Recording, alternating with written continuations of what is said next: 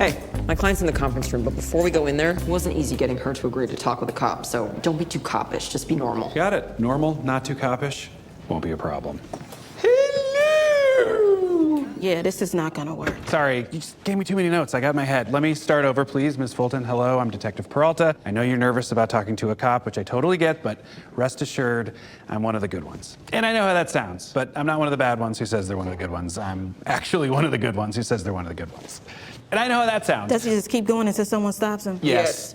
Would you mind telling us what happened from the beginning? Sure. I was walking home from the pharmacy when two uniformed cops stopped me and asked me what was in my bag. I said nothing, just some personal items. But then they kept bothering me saying, well, if it's nothing, I should have no problem with showing them. But in my mind, I'm like, why do I need to show them my new loofah? You don't. It's your loofah. Thank you, Miss Diaz. It is my loofah. Anyways, I said I want to go home, so I tried to walk past them, and they grabbed me. Suddenly, I'm thrown on the ground, and they're yelling at me to stop resisting, which I wasn't.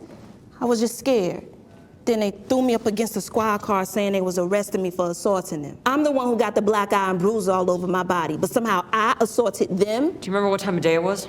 5:45, 6 o'clock, So right at the end of a shift. which means Some officers like to make arrests at the end of their shift so they can work later and get extra overtime. that is so wrong. It is, but I promise you, we are gonna get you justice. Yeah, we'll see. Oh, I'm gonna have to delete this. Yeah. Oh, wait, you're not joking. Oh, no, you're a villain!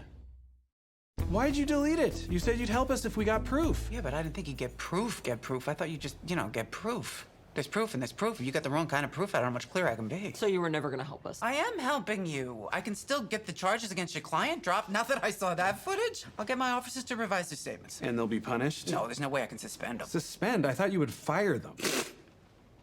Oh, you're being serious now. Huh? I guess jokes aren't our thing. Well, if I fired them, it would trigger the union's appeal process. PBA's grievance proceedings allow for both unions and individual officers to challenge personnel actions by superiors. The complaint gets sent up the chain of command until they get someone who sides with the officers. And the courts are a nightmare. Prosecutors work closely with cops. They're not going to jeopardize their relationship by pursuing cases against them. All the officer has to say is he feared for his life and he gets thrown out. Look, we know all of this, but that doesn't mean you just give up. Okay, so say I don't give up and I get the commissioner to agree to fire the officers. Do you know what happens next? They'd file a countersuit. Yes, and the officers get paid to stay at home. Not to mention qualified immunity. And now the officers are back on the street, and I am blackballed. And then one of the only female captains in the NYPD is forced to quit, and you don't want me gone. I'm one of the good ones. And I know how that sounds, but I'm not one of the bad ones who say they're one of the good ones. I'm one of the good ones who say they're one of the good ones. Yeah, I hear it, Rosa. You can stop staring daggers at me. Let's just go.